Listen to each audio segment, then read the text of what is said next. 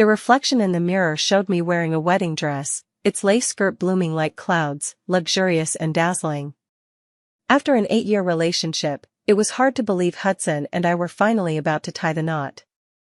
The happiness felt almost surreal. After a long pause, I took a deep breath and stepped out of the fitting room, holding up the skirt. "Hudson, how does this look?" The expected response never came. Under the grand crystal chandelier, Hudson kept his eyes lowered, staring at his phone screen. There was an unusual hint of gloom and irritation between his brows. I asked in surprise, "What's wrong?" Hudson had always been one to keep his emotions hidden, appearing calm and indifferent no matter the situation. For a moment, I couldn't fathom what could have unsettled him. The whole world seemed to stand still. After a prolonged silence, Hudson let out a bitter laugh from his throat. "Kiara, I'm tired." I was too slow to notice the grief in his eyes. I simply thought he was exhausted from a day spent visiting bridal shops. "It's all right, we can pick another day, after all the wedding isn't until next month." I soothed softly, "Wait for me, we'll go home together." By the time I changed clothes, the hall was empty. Hudson had already left. For a moment, I felt at a loss. Suddenly, my phone beside me began to vibrate. The long-dormant high school class group chat instantly exploded with messages. "Oh my God, I heard Vivian passed away, and it was because of severe depression. She took her own life with medication." "I just found out too." "Wasn't she holding an art exhibition abroad?" "I heard her paintings sold well every time. It seemed like she was doing all right." "What happened? Can someone send me a link?" The moment I saw that name, memories flooded my mind like a tidal wave. Vivian, Hudson's first love from his student days. The vivacious and radiant art school belle and the stern-faced science prodigy were seen by everyone as a match made in heaven. All because of one misunderstanding, they went their separate ways and never contacted each other again. Yet all these years, I could faintly sense that Hudson had deliberately avoided talking about her. Thinking of Hudson's unusual behavior earlier, I suddenly felt inexplicably nervous. Soon, someone forwarded a news article in the group chat. The author devoted lengthy passages to praising Vivian's artistic achievements, expressing profound regret for this young painter who passed away. At the end of the article, a photograph was attached, said to be her final work. Even though it was just a profile. I recognized at first glance that she had depicted Hudson from our high school days. The subject's angular features were sharply defined, with prominent brow bones casting stark shadows, though the facial details remained indistinct. But the mole at the corner of his eye, in both size and placement, was identical to Hudson's. With trembling hands, I clicked open the comments section. What a pity, so young and beautiful, yet she chose to end it all. It must be heartbreak. Though this final work has no facial features, the outline clearly shows she was painting a boy. I've seen it mentioned in other posts before. Vivian had a deeply unforgettable first love, but sadly, fate wasn't on their side. In the end, the guy followed his family's wishes and ended up with a girl he'd known for a long time. What the hell? What era is this where we still can't have free love? If that boy knew, he'd surely regret not choosing Vivian back then. Will Hudson regret it? Suddenly, I wasn't so sure anymore. Things had come to this point, I could only suppress the ache in my chest, forcing myself not to associate the two together. The most important thing right now is to find Hudson. On the way back, I kept comforting myself while dialing his number repeatedly. Call after call, all went unanswered. Then I reached out to relatives and friends, but no one knew his whereabouts. I wandered aimlessly through the city all night, numbly whispering reassurances to myself. Maybe he was just busy with something, or perhaps he needed some quiet time alone. Until the first light of dawn appeared, and the police call came. My footsteps suddenly halted. The young officer's voice on the other end carried a hint of sighing. They said Mr. Hudson drowned last night, and the surveillance footage showed it was suicide. It felt like a heavy hammer had struck my heart. I barely remember how I eventually made it home. The vast living room was dim and silent. In an instant, the entire world seemed to shrink to just me. Suddenly, I remembered last month when I was leaning on Hudson's shoulder watching a movie. He teased me for being emotional, but his tone was full of affection. I also recalled that night on my birthday when he proposed to me at the highest point of the Ferris wheel. Back then, he knelt on one knee and spoke with devout sincerity, "Kiara, thank you for these 8 years by my side. Will you be my lawful wife?" Without hesitation, I extended my hand to let him slip the diamond ring onto my finger. At that moment, his pupils seemed to hold scattered starlight, tenderly captivating enough to make one fall. What could have made him willingly abandon happiness within reach and resolutely choose death? The answer my heart desperately denied was ultimately confirmed in that room, the one Hudson had never allowed me to enter. I smashed the lock and pushed open the door, only to be stunned by the scene inside. The cramped, dim room was nearly filled with paintings. Chaotic yet orderly, they were neatly arranged, easily over 100 pieces. By the sliver of sunlight streaming through the window, I clearly saw the signature in the bottom right corner, Vivian. Each piece was marked with a date, from the first to the last, spanning the long, 8-year passage of time. The final painting bore flamboyant handwriting in its lower right corner. If time could rewind, 18-year-old Hudson would never have let go of Vivian's hand. I recognized it at a glance. This was Hudson's handwriting.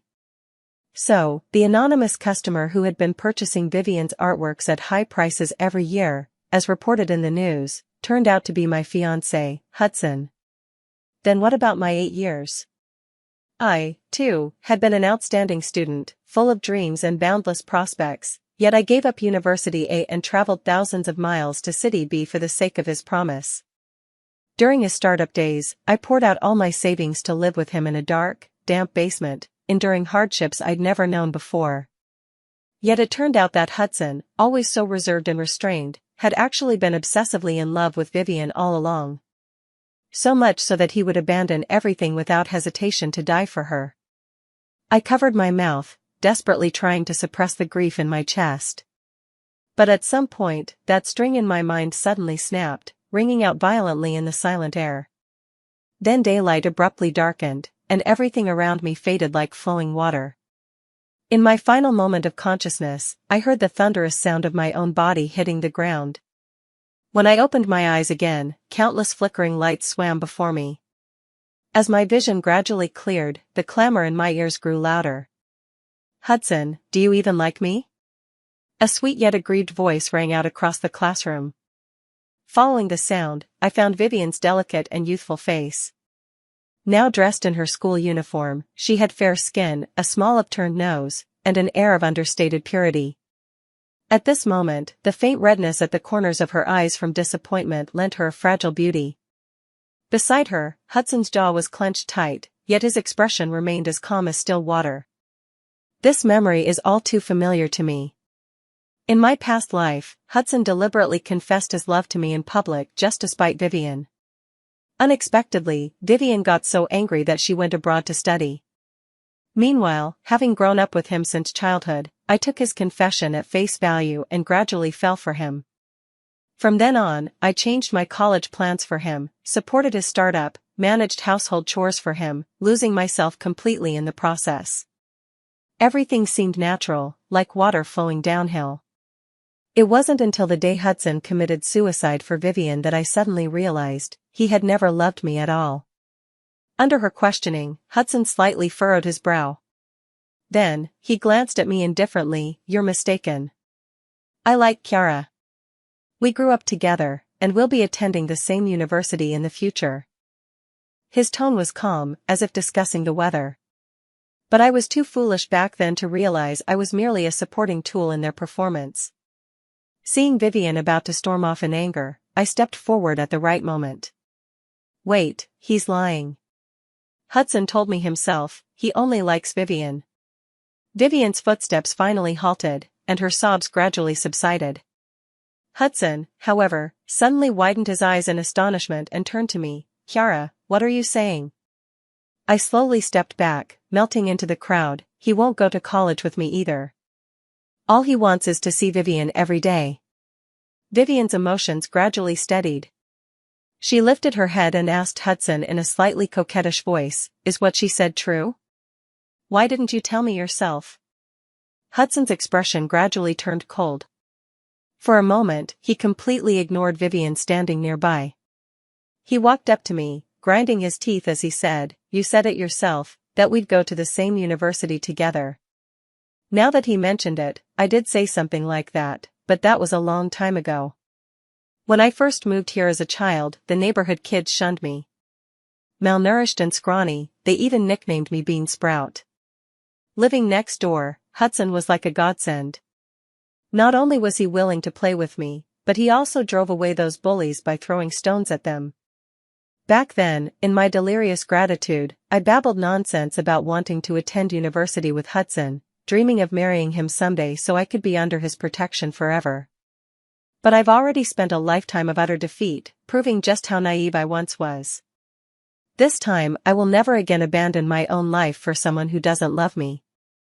That was all childhood nonsense. After all, kids say the darndest things.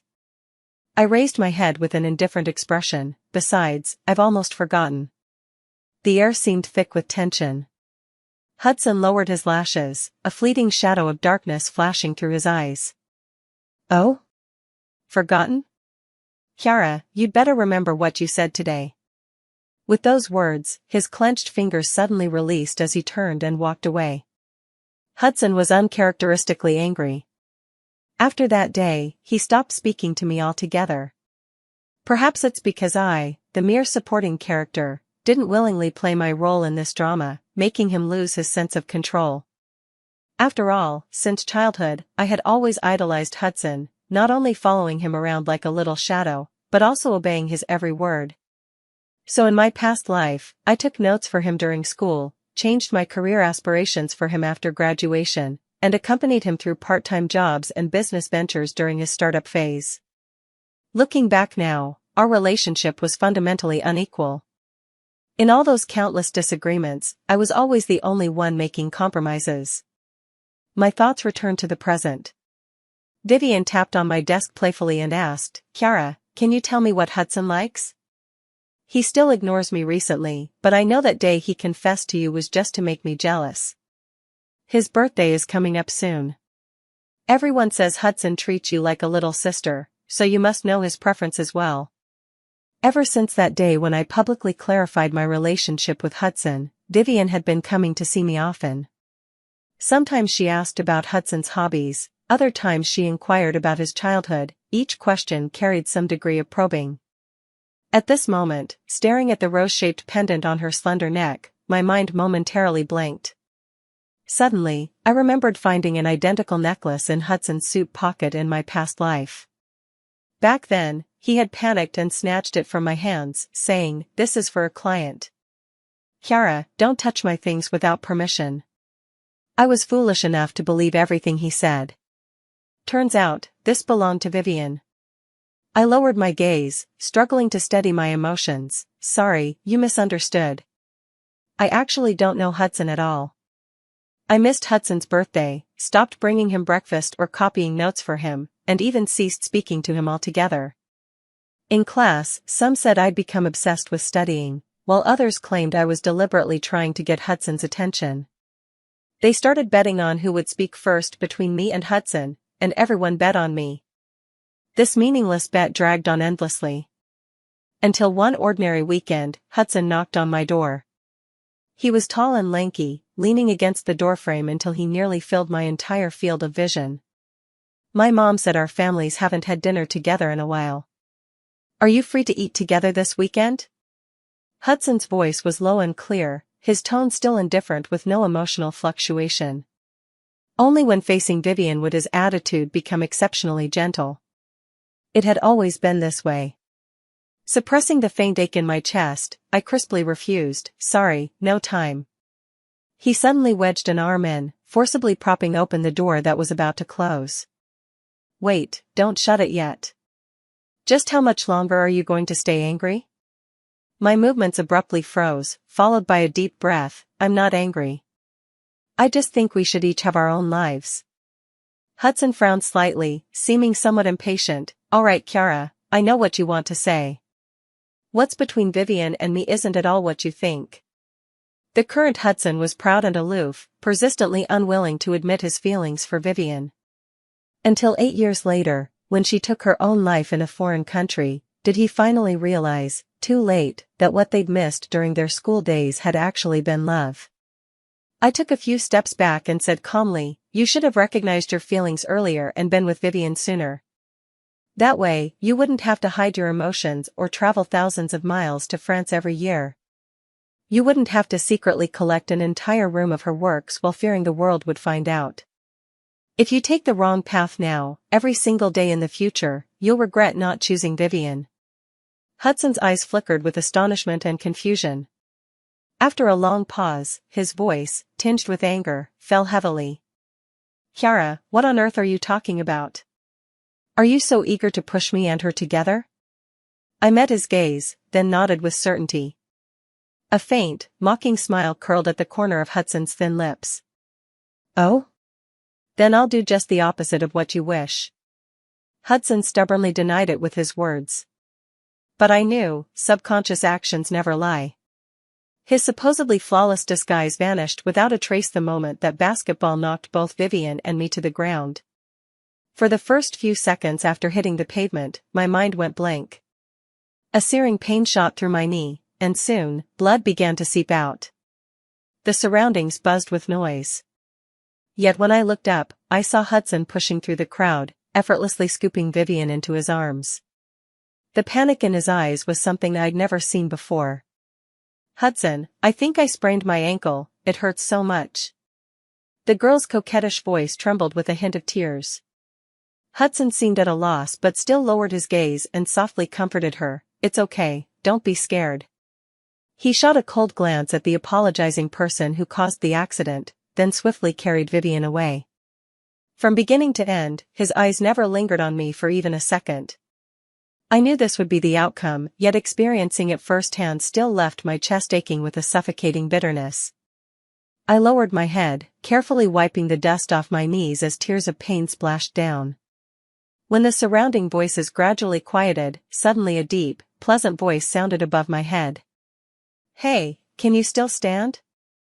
Let me help you get disinfected." I looked up in surprise, meeting Jasper's captivating peach blossom eyes. His appearance caught me completely off guard, leaving me momentarily stunned. For nearly 3 years in the same class, Jasper and I had hardly exchanged any words.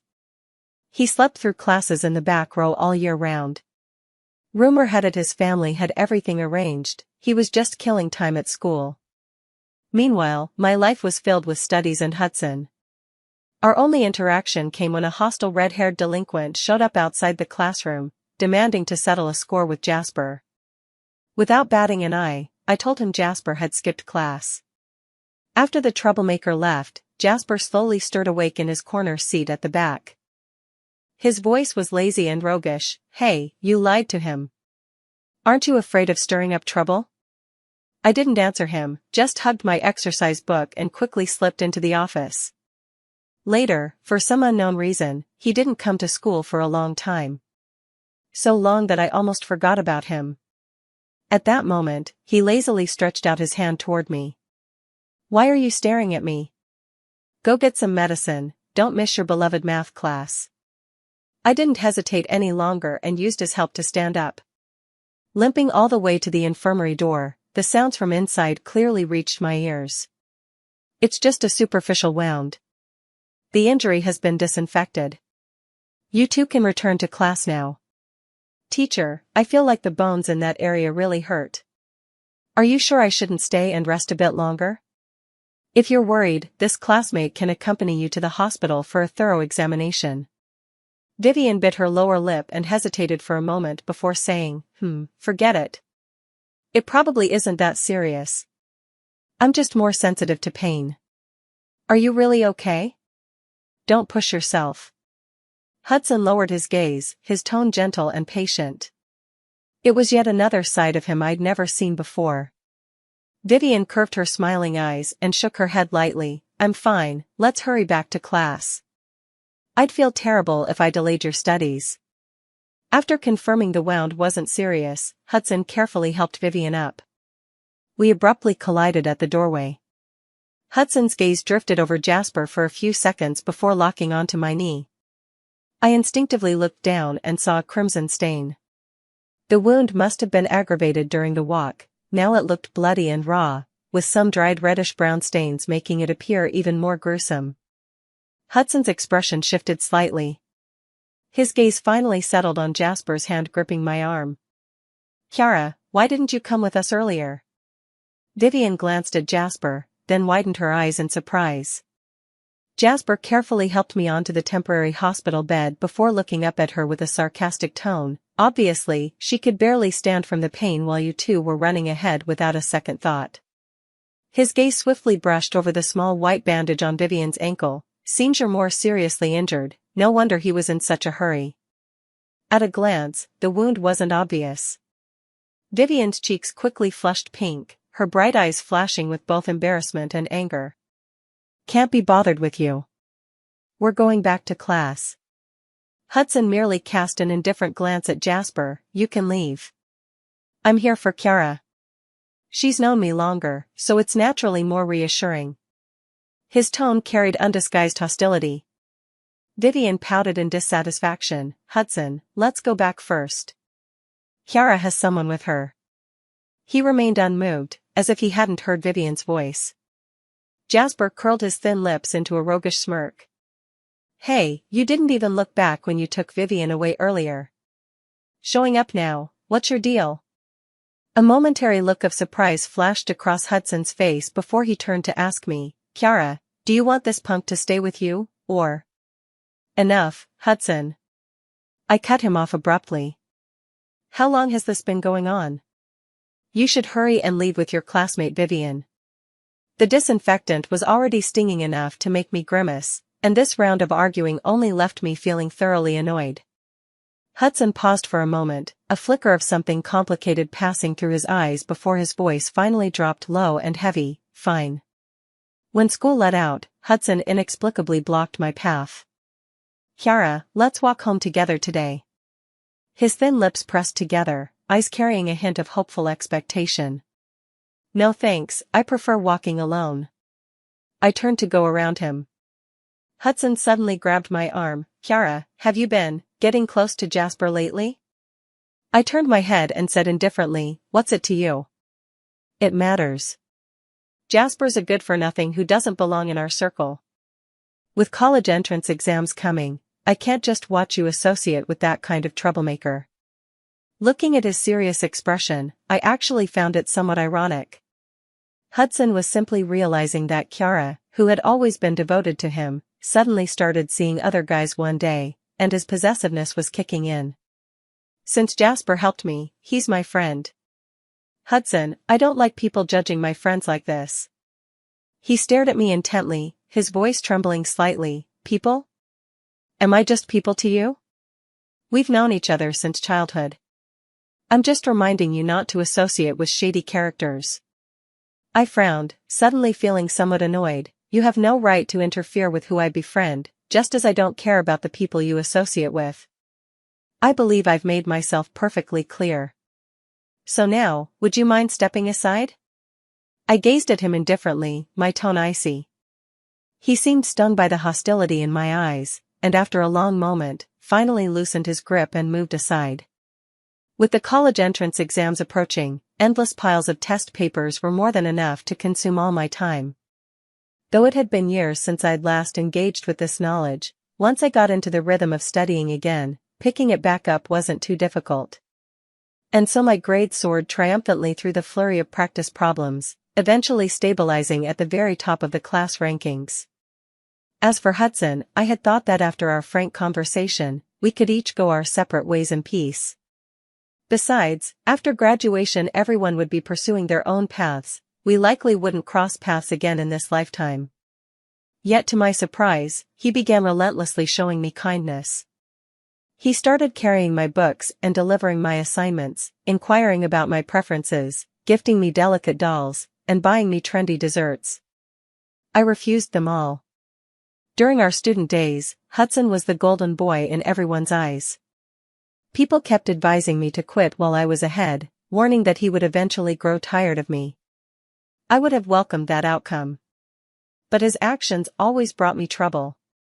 On the day after exams, he waited for me at the corner of the school building. "Kiara, which university will you go to?" he asked. I gave him a leisurely glance. "Anywhere. As long as it's not where you are." Hudson let out a bitter chuckle from his throat. "You'll be going to a university, right? After all, it's been your dream since childhood." I froze for a moment. So he had known all along. In my past life, I was just one step away from a university. In the end, it was my own hands that let go, all because of his confession and promises. So this time, I had already made up my mind. I wouldn't change my thoughts for anyone again. The person before me continued, "Kiara, I've come to understand many things during this time. I realized that Vivian is delicate and prone to tears. Perhaps there was a moment when I mistook my care for her as the flutter of affection. But fundamentally, we are the same kind of people. I can't control how my gaze lingers on you, nor can I suppress my attention to your words and expressions. Until this very moment, I've begun to want to step into your future. Kiara, I like you." This time, it's a sincere confession. The air froze for a few seconds. Then, a sharp gasp abruptly sounded from behind. We turned around simultaneously and saw Vivian. She looked at Hudson in disbelief before running away in tears. Rumors about me started spreading throughout the grade. With time running short, I didn't want to deal with them, nor could I be bothered to guess their origins. Yet quite unexpectedly, I discovered the source of the trouble. During break time after fetching water, Vivian's voice carried clearly from around the corner. "Jasper, Kiara's been cozying up to Hudson lately. Don't you want to do something about it?" Jasper froze for a few seconds, his gaze suddenly darkening. "So what? Don't you like Hudson? Coming to me because you can't control him?" Vivian was stunned for a moment, then gritted her teeth and said, "Kiara is too timing, and you're okay with something so despicable?" It seemed she had not only misunderstood my relationship with Hudson but also my connection with Jasper. My heart sank as I prepared to confront Vivian directly. Jasper's charming peach blossom eyes gleamed with amusement as he drawled softly, "Sure, as long as I'm one of those boats." With that, Jasper shoved his hands in his pockets and lazily sauntered back to the classroom. Vivian, left standing behind, stomped her foot angrily. "Don't you have any pride as a man?" After the initial shock, I quickly lowered my head and slipped into the classroom before they noticed me. Vivian's actions were far too obvious, and Hudson soon found out about the matter as well. When he questioned her, Vivian initially refused to admit anything. But perhaps because Hudson's attitude was too cold, she gradually lost control of her emotions. Vivian's expression turned almost ferocious, her voice sharp. "Do you really care that much about her feelings? It was just a few casual remarks, it's not like I did anything to her. Besides, was I wrong? Didn't Kiara flirt around? Otherwise, how could you possibly like her, a boring, old-fashioned bookworm? What exactly does she have that's better than me?" In Hudson's memory, Vivian had been innocent, kind-hearted, and guileless, just prone to petty moods. But now, driven by emotion, the words that slipped out unconsciously left him utterly stunned. The atmosphere remained stiff for a long time. All that could be heard was his soft sigh before he spoke, his words decisive and ice-cold. "Vivian, many days ago you asked me if I liked you at all. Now I'm telling you the answer seriously and firmly. I don't like you, not even a little. At this moment, I've even started to feel disgusted." A few days before the college entrance exams, Vivian's seat was empty.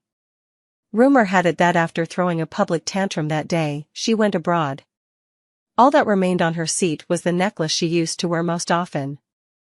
Originally, she was pretty, lively, and came from a well-off family, so naturally, she had many friends at school. But after she left, people only vaguely sighed about the unpredictability of life before quickly throwing themselves back into their intense studies. Time swiftly advanced, and the college entrance examination arrived as scheduled. During this period, I was extremely cautious about everything, fearing that any misstep might affect my performance. Fortunately, everything went smoothly. The question types were all familiar, covering knowledge points I had practiced countless times. Even the final, most challenging problem, despite its innovative twist, was something I managed to solve after some effort. When the bell rang for the last exam, I still felt somewhat dazed. As I walked out of the exam hall, Hudson suddenly blocked my path. Dark circles shadowed his eyes, his face haggard and pale. Though it was the same face, his demeanor had grown noticeably more composed. I shot him a wary glance. "What do you want now?" He looked down at me intently, his eyes brimming with the joy of something precious regained. If time could flow backward, 18-year-old Hudson would still want to hold Kiara's hand. With my heartbeat momentarily freezing, I became absolutely certain Hudson had been reborn too. I said with indifference, "Vivian just went abroad a few days ago. You can still book a ticket today, there's still time." He shook his head, desperately concealing the emotions in his eyes. "No. In my last life, I made the stupidest choice. After I died by suicide, my soul wandered the world for a long time. I saw you walk into that room, saw our parents utterly devastated. And I saw the police uncover the truth. Vivian was already in the late stages of cancer, knowing her time was running out. She had known all along that it was me who anonymously bought the paintings." Filled with resentment and unwillingness about our impending marriage, she painted what she called a final masterpiece before her suicide and bribed domestic media to hype it up.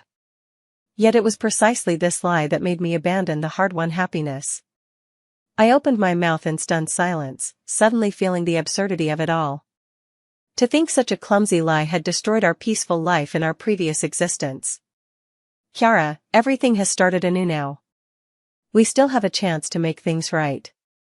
Hudson turned slightly and suddenly grasped my hand. Struggling to break free, Jasper suddenly appeared in my line of sight and punched him hard.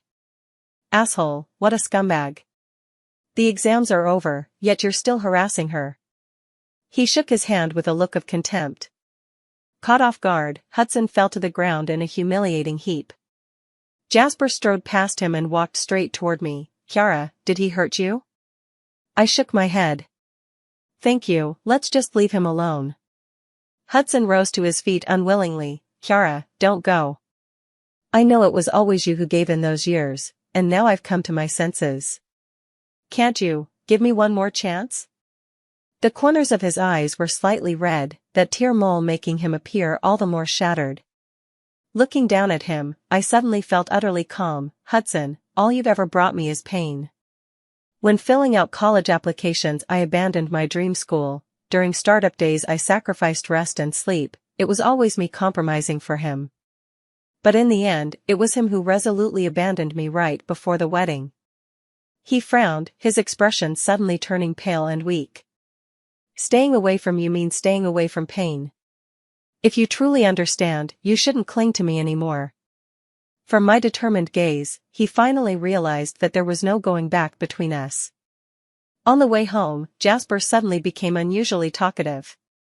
From astronomy and geography to cosmic metaphysics, his words wandered aimlessly. I sensed his unusual behavior and abruptly cut in. "What exactly are you trying to ask?" Jasper suddenly fell silent, his pupils brimming with an unfamiliar emotion. "Kiara, where will you go after graduation?" "A university," I answered decisively. He responded softly, "You're a good student, that's to be expected. I just suddenly wanted to go with you." My footsteps halted, a peculiar emotion welling up in my chest. "What about your family?" "I heard they wanted to groom you to eventually join the family business." He smiled self-deprecatingly. "That was never going to happen. Even before my grandfather passed, my father and uncles were already fighting over the inheritance right by his sickbed. Disappointed that the iron wouldn't harden into steel, Grandpa simply sold the company. Part of it went to charity, the rest he kept. Of all his grandchildren, he loved me most. He had it notarized that the remaining funds would be transferred to me when I came of age. On his deathbed, he told me to simply do what I loved. I watched the regret spilling from the corners of his lips and suddenly felt a little cruel myself. "Then, don't you need to spend time with other family members?" Jasper shook his head decisively. "It's fine, they're not worth it." Kiara, you don't need to feel troubled or alter your life plans because of this. I just wanted to say I'd like to try to move in your direction. I hope you won't push me away as I get closer." His eyes were lowered, his tone earnest. Those dark pupils held a gentle, hopeful glow. I nodded with equal seriousness. "Good. Now, I allow you to come closer to me."